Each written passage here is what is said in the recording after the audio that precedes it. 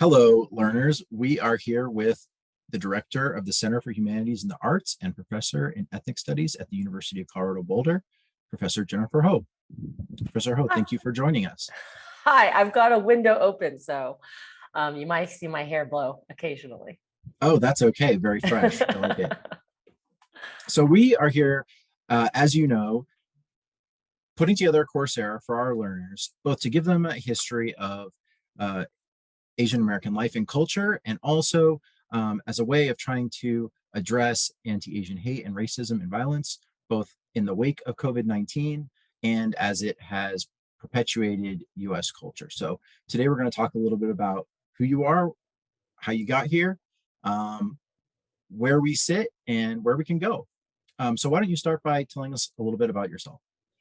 Yeah, so a question I've been asked lately is how I started to do this work, like how I got interested in being an Asian American studies professor, why anti-racism work is really important to me.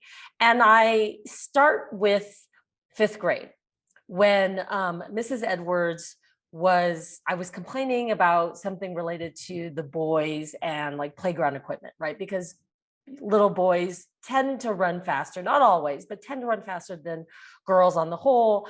And so they got the best playground equipment. And I was complaining about this, right? Like if the idea is the playground equipment is available to everyone, but who can get there fastest means that you get the better tether balls, right?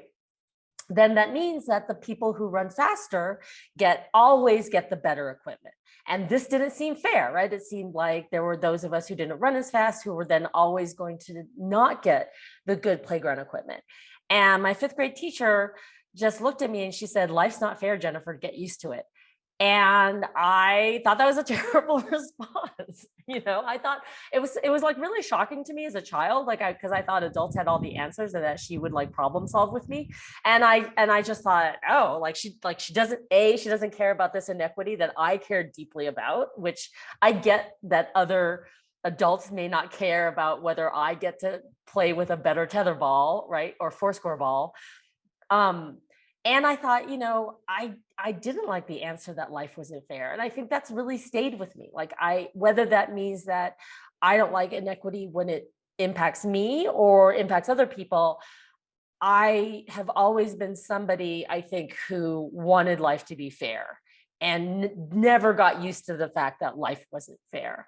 And so, that led me on this path to social justice, I guess you could say. I mean, Asian American studies is what I embraced largely because it was a way for me to figure out certain things related to my identity. And it just so happened that Asian American literature is amazing. So let me put in a plug for Asian American literature because I got my PhD in English and I wrote my first book on coming of age novels. And I mean, the kind of quality and quantity of Asian American literature that is available right now is just breathtaking. And so there's that, right? There's pleasure in what I do in teaching Asian American literature and culture, and the social justice piece of, wanting things to be fair, wanting to end anti-Asian racism. And when I started to really understand racism as it impacts Asian Americans, it also meant understanding systemic racism writ large and understanding the ties to white supremacy, so that understanding anti-Asian racism necessitates understanding anti-Black racism, anti-Latino, Latina, Latinx racism, settler colonialism, anti-Indigenous racism. And then it doesn't stop there either, right? Like to really understand systemic racism in the United States also means understanding the role of patriarchy, toxic masculinity, how this affects people who come from religious minorities, how this affects people living with disabilities, the intersectionality of it all. That intersectionality is so important for getting the larger picture, especially when it comes to anti-Asian violence and racism, and in particular against women, which is something you've spoken out very forcefully. Can you talk briefly for our learners about, what is intersectionality? How does that fit into the larger critical race theory framework that we both use? And Also, maybe speak briefly about where anti-Asian racism fits into the larger spectrum of ethnic racism in the US. Yeah, so let's start in reverse order. So in terms of thinking about the like how to understand anti-Asian racism and where that fits within um, institutionalized racism in the United States. So first and foremost, I'm really going to only speak about race and racism in a US context, because these are terms that, while we could say are global, so there's race and racism in all nations and cultures, to best understand the power dynamics, you need to really look at the local context. So race and racism looks different in the United States than it does in Canada, or than it does in France, or than it does in China. So in the United States, I think, again, people are really, I would say, habituated to think about race and racism as first and foremost a Black issue.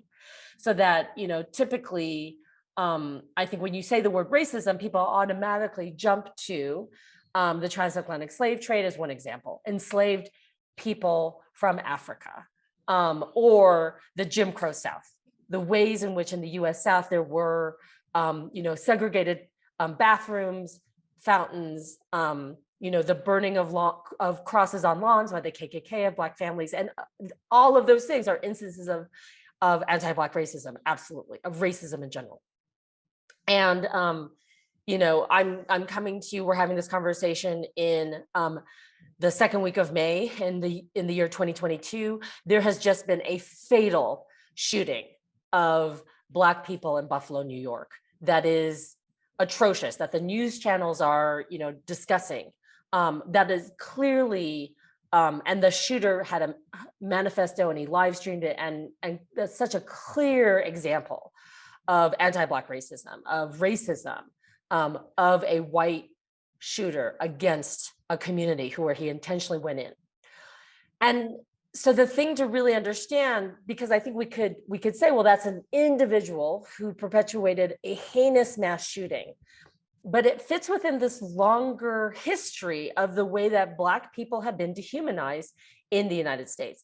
And while Asian Americans have been dehumanized, it's been a different history. And so it's important to understand that Asian Americans experience racism as well. They do not experience racism in the same way that African Americans do. But what both anti-Black and anti-Asian racism have in common is that the underlying ideology that is driving anti-Black and anti-Asian racism in the United States is white supremacy. And so to understand the role of anti-Asian racism, you have to understand the underpinnings of a foundational ideology to the United States that granted full humanity to white people as fully enfranchised Americans, which leaves everyone else who's not white with being some form of hyphenated American. And that's, I guess, the most direct, simplest way I can put this, right? That if I were to tell people, like when people ask, so one of the questions that Asian Americans often get is like, what are you, or who are you, or where are you from? And for me to say I'm from Colorado would generally not be accepted by the person asking me that question, because the person who wants to know what I am, and I have been literally asked the question, what are you, is actually not interested in my physical local address. They're interested in why I have the face that I have residing in the United States. And so when I have told people, like when I lived in North Carolina, for example, and somebody said, where are you from? And I said, I'm from Chapel Hill. And they said, no, where were you from before that? And I said, well, before that, I was in Western Massachusetts. And they're like, no, before that. And like, I had to give them this whole long list of various addresses that I had lived in, right? And I understood what they were asking me, and I wasn't going to give them the answer that they sought. And the answer that they sought was, what is my ethnic heritage? Which eventually they asked me. And I think a lot of anti-Asian racism in the US is rooted in this concept that Asian Americans are foreign. Asian people in the US don't belong here. We came from other places, and we are therefore a threat.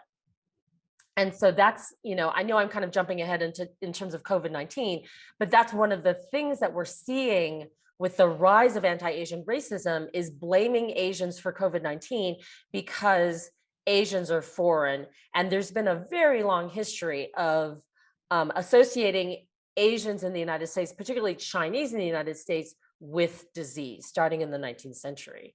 So I'm going to pause here because I also want to make sure that I answer the question about intersectionality and critical race theory. No, thank you. Yes, you say, I mean, I don't think you're going off. I think you're going deep, right? Because that the focus on immigration and reproduction, those do link anti-Asian and anti-Black racism, as we've seen in the horrific Buffalo shooting, with the suturing of that violence to discredited racist theories that are very much tied to, for example, the Immigration Act, which specifically targeted Asian women and their immigration status. So yeah, I think absolutely. But please, yes. To continue, tell us a little bit more about intersectionality and how that lens can help us navigate these choppy waters. That would be helpful. Yeah. Yeah. So I think that I think one of the things that I'm really invested in, both as somebody who teaches critical race theory, who uses critical race studies scholarship in my writing, and who is really deeply committed to Asian American studies, is the key to really thinking about Asian American people and communities is understanding that they are not a monolith. That, so a lot of times people assume all Asians are Chinese. That's like one quick example, right? That Asians in the United States get reduced to some form of being Chinese. And so when people have encountered me with the guessing game, they will often correctly guess, because I have East Asian features, that I'm Chinese American. That's a common thing that people will often assume when they see an East Asian person, that they're Chinese American, when they can be, in fact, Thai or Filipino or Indonesian or Vietnamese or Cambodian or Hmong or Laotian. And as I'm going through a list of different Asian ethnicities and cultures and heritages, right, that's not necessarily intersectionality, but it is important to understand that Asian Americans come from over 30 different nations and cultures and ethnicities. And if we add Pacific Islanders into this category, we're talking about over 50. And so the theory of intersectionality, I think oftentimes people use it as a shorthand to say multiple identity. So for example, I'm somebody who golfs and I also like to cook. Culinary Academy was the road not taken for me. And I like to go hiking. So I'm a hiker, I'm a cook, and I'm a golfer. And those are multiple identities that I hold, along with being a university professor. None of those, though, are actually what intersectionality deals with. Intersectionality is a theory of overlapping oppression. So the fact that I exist as a cisgendered woman, right? So that means that my sex and gender at birth match my outward appearance and my identity as a woman. And that I am also a non-white person in the United States, that I'm Asian American. That these are two ways in which I am subject to both sexism and racism. And that's part of what I think you alluded to a piece that I wrote for CNN right after the Atlanta shootings, where I talk about what it's like to be an Asian American woman in the US South. So that's what the theory of intersectionality is looking at. The fact that when I wake up in the morning, I can't decide, okay, today I only want people to consider me as a woman and not think about my racial identity, or today I only want to be seen as an Asian American person and I don't want to be subject to sexism. And so one way to also think about this are the ways in which our identity categories, when they are faced with oppression, cannot be untangled. And so Kimberly Crenshaw, who really is the person who I would say in our contemporary period has coined this phrase, although one could argue that there were activists and scholars from the 19th and 18th century who kind of talked about this. But Kimberly Crenshaw, from a legal point of view, because intersectional theory develops out of critical race theory, which develops out of legal studies, was talking about a case in which, excuse me, a case in which Black women were bringing a lawsuit facing job discrimination. Let me pause for a minute. Okay, so let me start over. So in the case study that Kimberly Crenshaw was talking about, Black women were suing their employer over job discrimination, and they actually didn't win their case because what they found was that Black men weren't being discriminated against in promotion, and white women weren't discriminated against in promotion. What wasn't being taken into account was the specific issue that Black women in the workplace were facing as Black women, who are neither white women nor Black men. And so that's where Kimberly Crenshaw was really looking at the intersections that both gender and race, in the case of these Black women who were facing employment discrimination, were having to grapple with, hence the intersections of their different oppressed identities. Thank you. That's really helpful. One way that I've heard Dr. Crenshaw refer to intersectionality that's helped me in my own work is to see it as a lens rather than, as you say, sort of a position that one can hold, but a framework for approaching intersecting oppressive layers of oppression.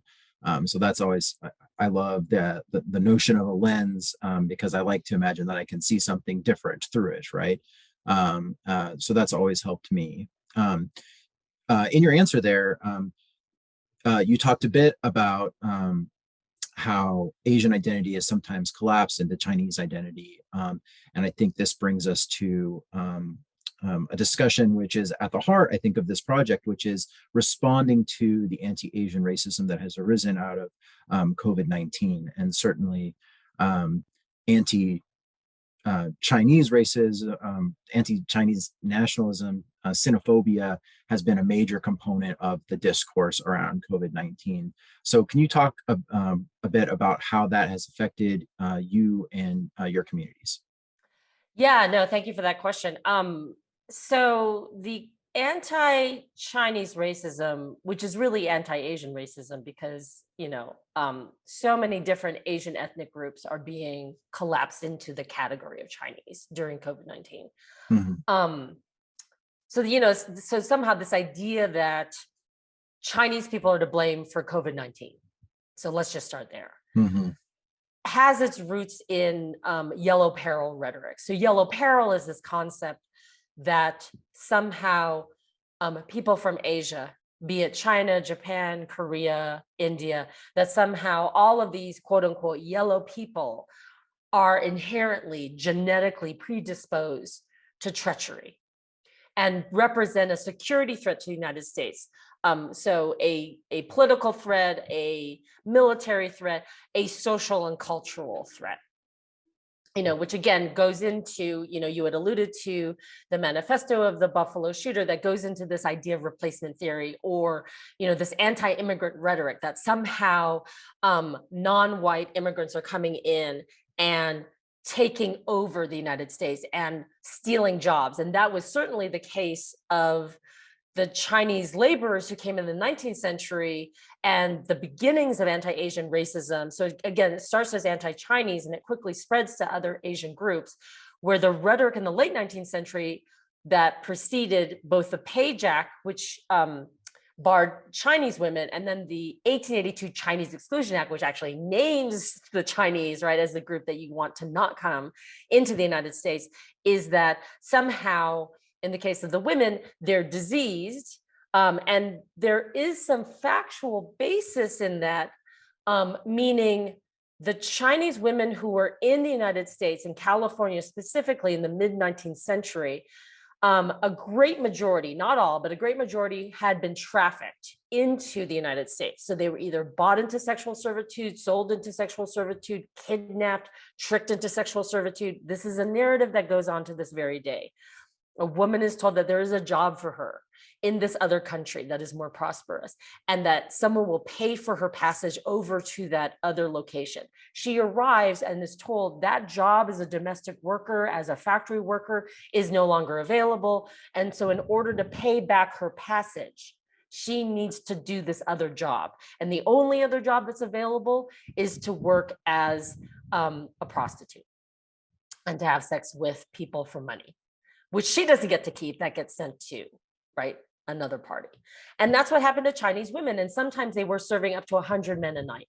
And many of them became malnourished. Many of them had various venereal diseases, but the association of Asian women with both prostitution and hence loose morals, right, of immorality and disease gets solidified in this time. And so again, the association of Chinese women with disease, of Chinese men with disease, because they were living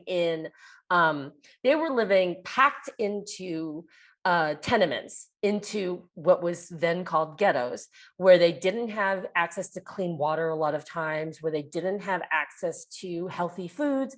Again, they became malnourished, they became diseased. And so the association in the American mind, and by American, I mean white American mind in the 19th century, is that this people are diseased people, right? The Chinese people are inherently diseased, inherently unclean, filthy, immoral people. And that begins in the 19th century, and that narrative gets played over and over again throughout the 20th century into the 21st century, so that by the time COVID-19 hits, it's no surprise that we in the United States have been primed to have this narrative of Chinese people as disease, Chinese people as irresponsible, Chinese people as a threat to the United States. And then that quickly gets put on anyone with an Asian looking face. And we've seen the, devastating reality of that for individuals in their day-to-day lives. And you've spoken very eloquently and rightfully angrily about those examples. We'll have links in this section for our learners to check out, both to sort of case studies and to Professor Ho's writing on that. So I think you've drawn a disturbing, although I think very convincing historical line throughout American history, unfortunately leading up very much to today, and I think as unfortunately as we can expect into the future. But that doesn't mean that we can't be invested in trying to stop that, right? And that's what we're here doing here in this Coursera and in the larger CHA project. So let's start with that. How can humanities start to change these projections, and how do you see humanities projects like this one contributing to both education of Americans and anyone who's interested in clicking on this course, but also reducing anti-Asian bias, hate, and violence in our communities? Yeah, so thank you for asking me the humanities question, right? Because I direct a humanities center and an arts center, right? We're the Center for Arts and Humanities. So, I believe in stories, and I think you tell stories in a variety of ways. We can tell stories through paintings, through music, through visual arts, through the written word, through the spoken word. And to be able to tell stories that are accurate, that are true to history, that tell someone's truth, that then speaks to larger universal truths, larger patterns, is, I think, one of the most vital things that the humanities can give us. And that's what I believe in. And I believed in it so fervently that I did a PhD in literature, because I really and foremost am invested in narratives and stories, and that we need to be able to tell better stories, and we need to have a wide range of stories, a multiplicity of stories, a diversity of stories. And so that's why I think that this Coursera course can be really useful. I'm telling one story that I know as a scholar. I can share my own personal story, my own personal journey as an Asian American, as a Chinese American, as the daughter of a refugee father and an immigrant mother. And my story is unique to me, but there may be resonances of it that will relate to other people. Or in the story that I was relating earlier about, getting this question like, what are you, where are you from? A lot of Asian Americans, I think, will relate to this.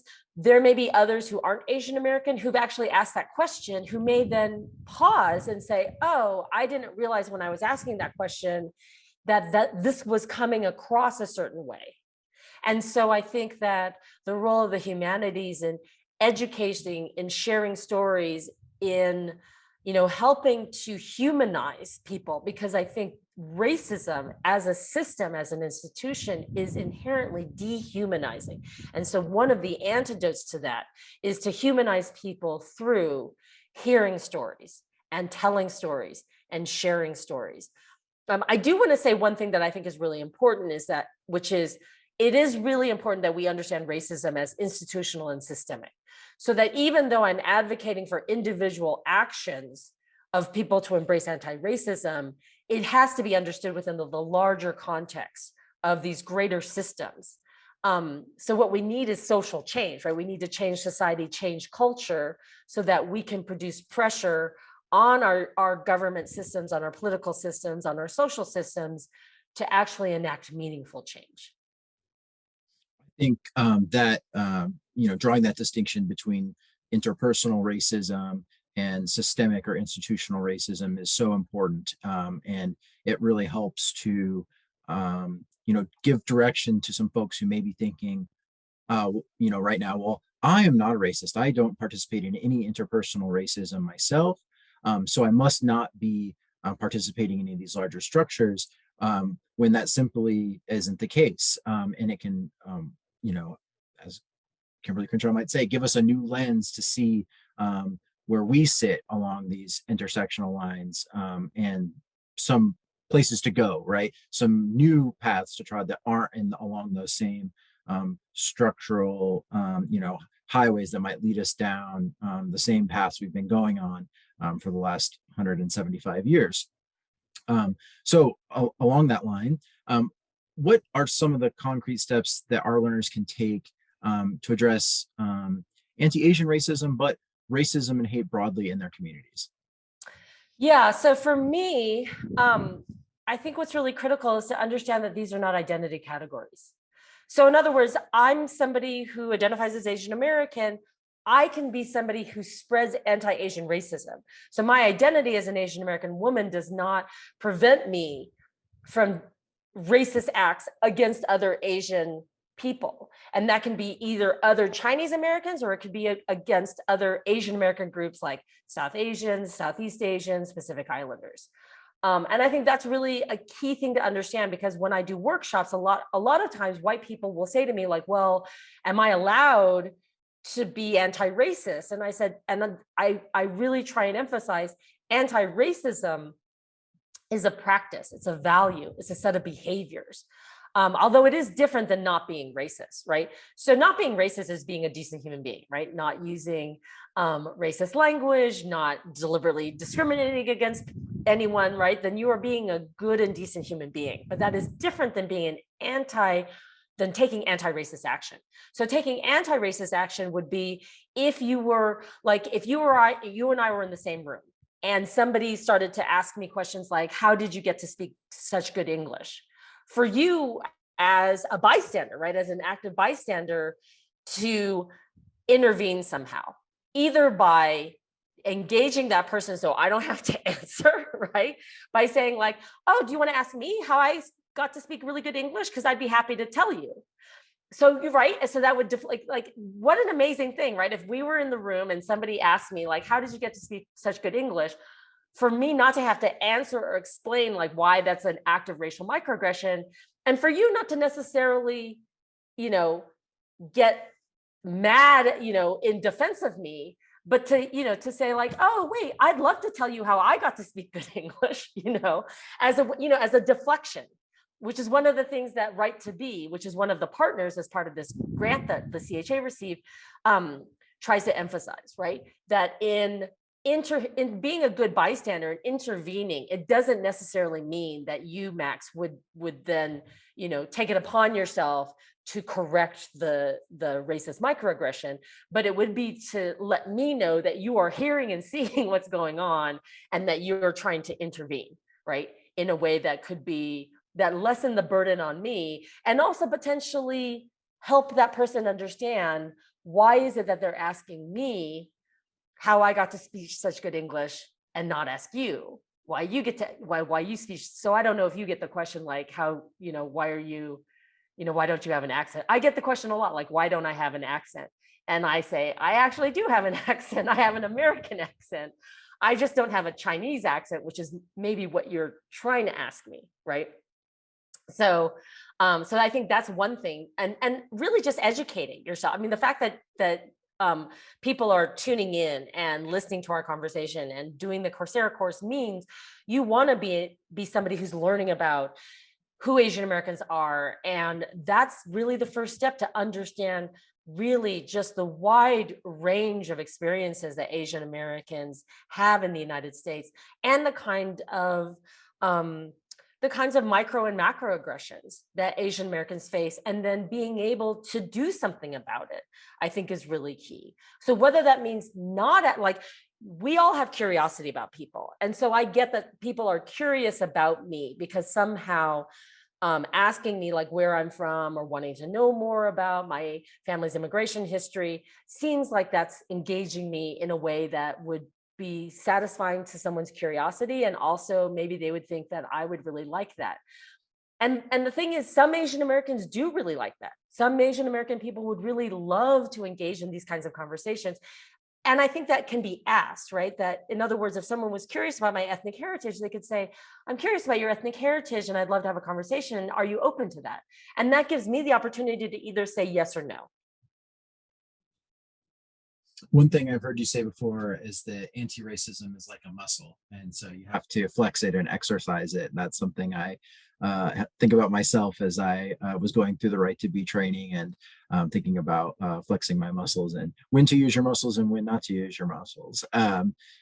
Which you want to build that core strength up. Let's just say that. And we'll have some resources for learners to check out. Right to be. They have many different trainings. Specifically, the anti-bias and intervention trainings are really helpful. One thing about anti-racism also is it gives you a chance to be creative. As you say, there's not just one way to practice your anti-racism, but many different ways. And it gives you a chance to observe a situation, to not just be a passive bystander, but an active bystander. There's lots of different options, and the trainings can help you, the learner, understand how to see a situation, and maybe understand which of those options are the best for any particular situation. And they always keeping yourself and the other people safe is the key priority there. So to close, I also am an English person, a literature person, and I was completely intrigued by your and 100% sold on your argument that stories are a part of our way out of this. So, what are a couple stories or writers that you think learners could read that they would just enjoy and that would help them, stay on this path? Oh my goodness. This is always like the best and hardest question to ask somebody who loves literature. So I'll tell you, one of the people that I'm teaching next semester in my Introduction to Social Justice class is Valerie Kaur, Kaur, and I'm teaching her memoir, See No Stranger. So Valerie Kaur is an Indian American, Sikh American woman who grew up in the Central Valley of California, and who's really been an activist in all sorts of ways, and really is somebody who I think, when we talk about intersectionality, has had to really live the life of a South Asian Sikh American woman whose community has been really attacked, especially post 9/11, where Sikh Americans have been misidentified as Muslim and have faced a lot of anti-Islamic racism in the US post 9/11. So I highly recommend her memoir.